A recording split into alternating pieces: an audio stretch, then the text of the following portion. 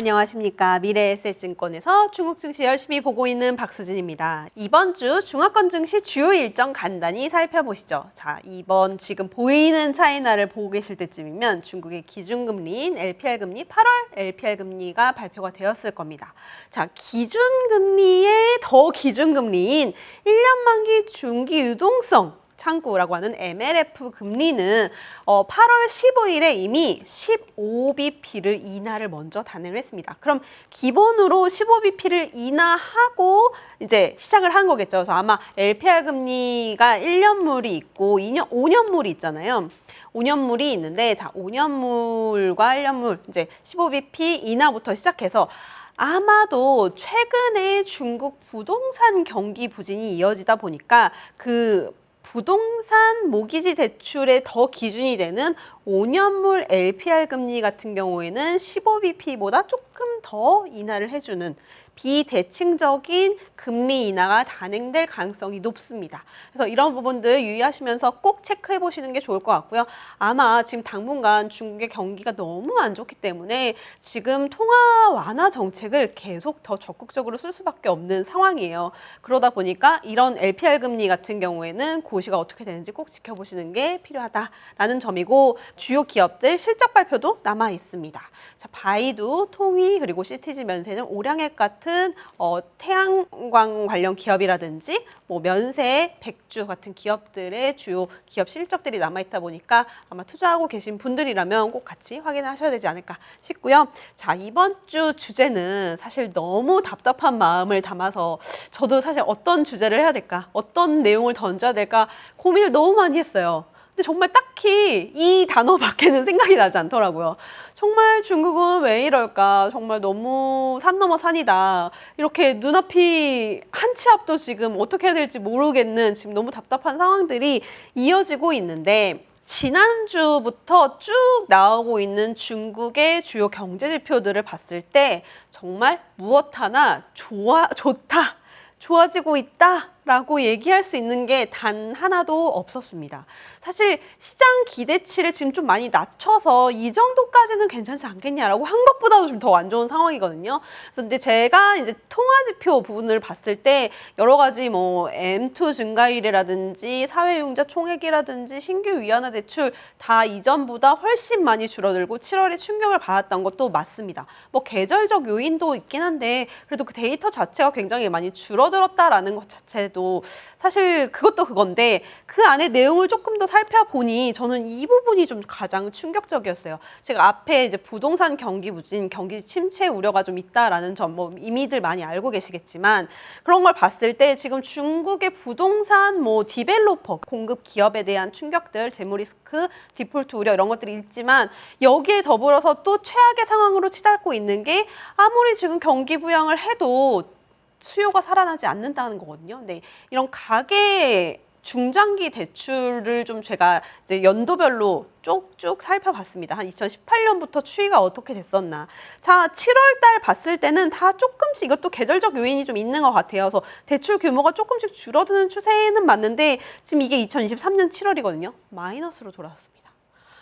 그만큼 지금 돈을 아무리 풀고 금리를 내려도 지금 이 더 대출을 내겠다라고 보는 가게들이 많지 않고요. 지금 이런 상황이 어떻냐면, 지금 제가 뭐 작년, 재작년에 대출을 아마 받아놨다면 지금보다 금리 수준이 더 높을 거잖아요. 그러니까 지금 받는 대출이 이게 부동산으로 가는 게 아니라 이전 대출을 바꾸는, 조기 상환을 먼저 하고 그다음에 새로운 좀 금리가 낮은 대출로 바꿔가는 작업들이 오히려 더 빠르게 일어나고 있다라는 점이 좀 보여지는 것으로 판단을 하고 있습니다.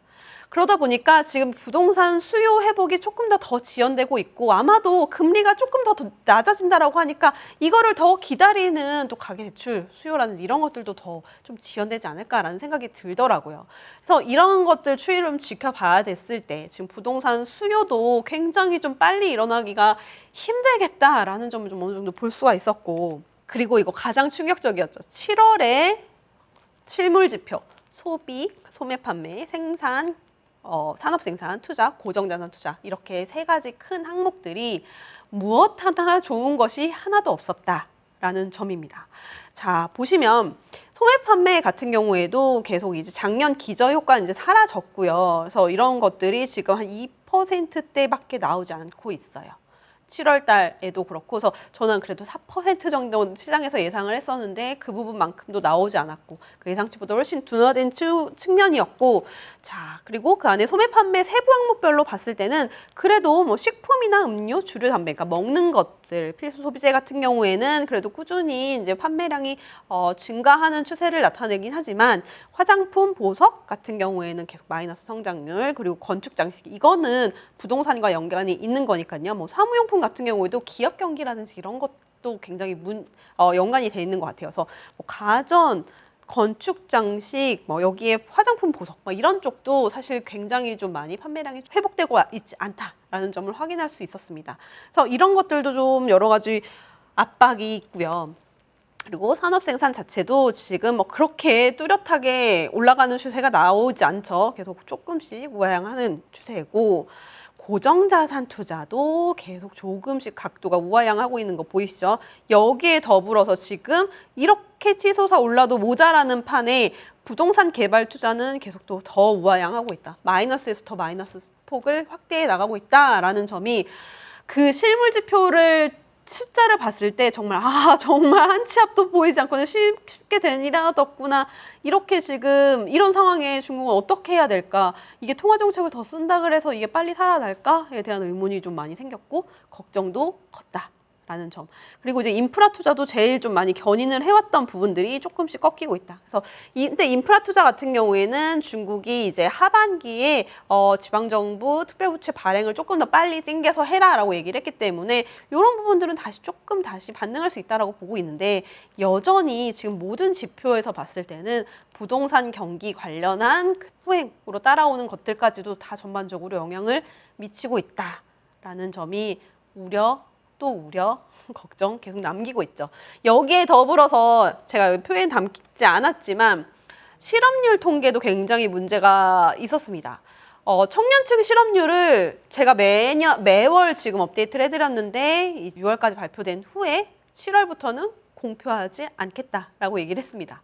이러다 보니까 안 그래도 중국 데이터 뭐 믿네 안 믿네 하는 사람들도 많고 불안한데 여기에 불확실성 하나를 더 얹어준 거예요. 차라리 그냥 높더라도 솔직하게 딱 우리 지금 굉장히 힘든 상황이야 라고 얘기하는 게 맞는데 오히려 공표를 안 하다 보니까 도대체 숫자가 얼만큼 많이 나왔길래 이렇게 갑자기 공표를 안 하냐라는 우려까지 확대된 거죠. 그래서 이런 것들이 보면서 정말 갑갑하고 답답하고 걱정되는 상황이었다라는 점. 그래서 계속 불안한 상황들을 말씀드리고 있는데 이거는 어쩔 수 없는 것 같아요. 중국이 지금 안 좋은데 어떤 부분들이 안 좋고 어떤 것 때문에 안 좋은지는 정확하게 알고 넘어가야 된다라고 저는 판단을 하고 있기 때문에, 그래서 이런 중국의 경제 체력이 계속적으로 약화되다 보니까 위안화 환율 또한 7.3 위안 돌파했습니다.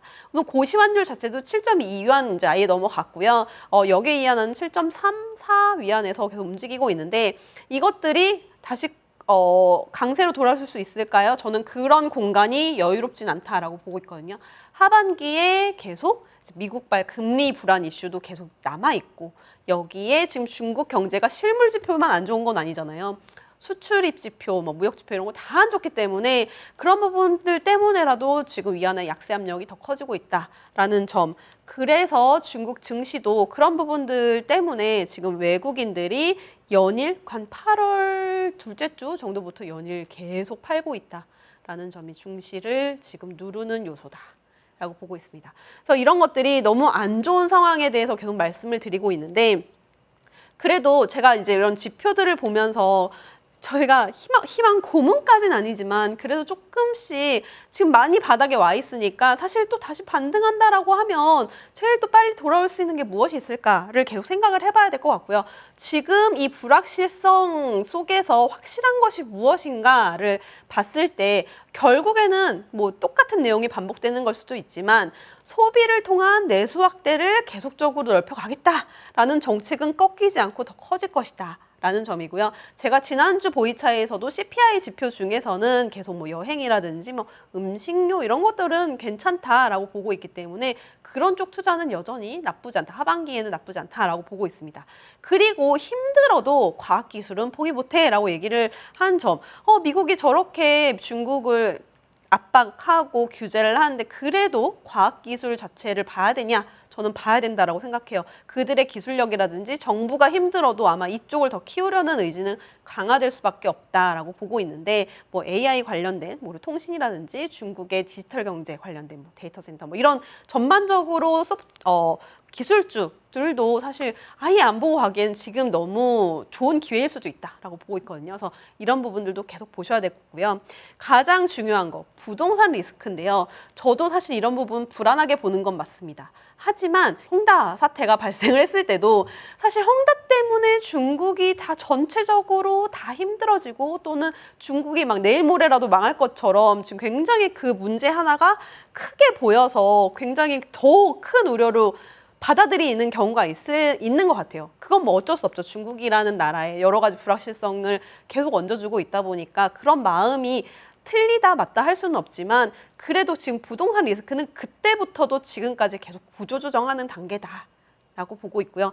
아마도 이제 이런 뭐 벽개원 이슈라든지 그 이후에 채권 관련해서 뭐 디폴트 우려 이런 것들은 아마 하반기까지도 조금씩 남아있긴 하겠지만 그런 부분들을 어쨌든 정책적인 부분들을 지원을 해준다든지 아니면 그 회사를 구조조정, 어차피 그 업황에서는 안 좋은 회사라고 했을 때는 뭐 인수합병을 하든지 뭐 이런 쪽으로도 계속 이 시스템 리스크까지 다 커지지 않게 하기 위한 중국의 노력들은 계속 있을 거고 이미 그렇게 하고 있다라는 점을 봤을 때 너무 이 문제를 중국 전체 이 큰 리스크, 중국을 다 뒤엎을 만한 리스크로 보기에는 좀 한정적이지 않나, 좀 제한할 필요는 있다라는 점을 좀 말씀드리고 싶습니다. 그래서 여러 가지 너무 힘든 시장이고 사실 중국 때문에 우리 국내 시장도 안 좋고 미국 시장도 영향이 있고 이런 점들이 계속 있다 보니까 중국 시장이 그래도 어떤 부분이 지금 힘든지 그리고 어떤 부분이 앞으로 나아질 수 있을지를 지켜보시는 게 좋을 것 같고요.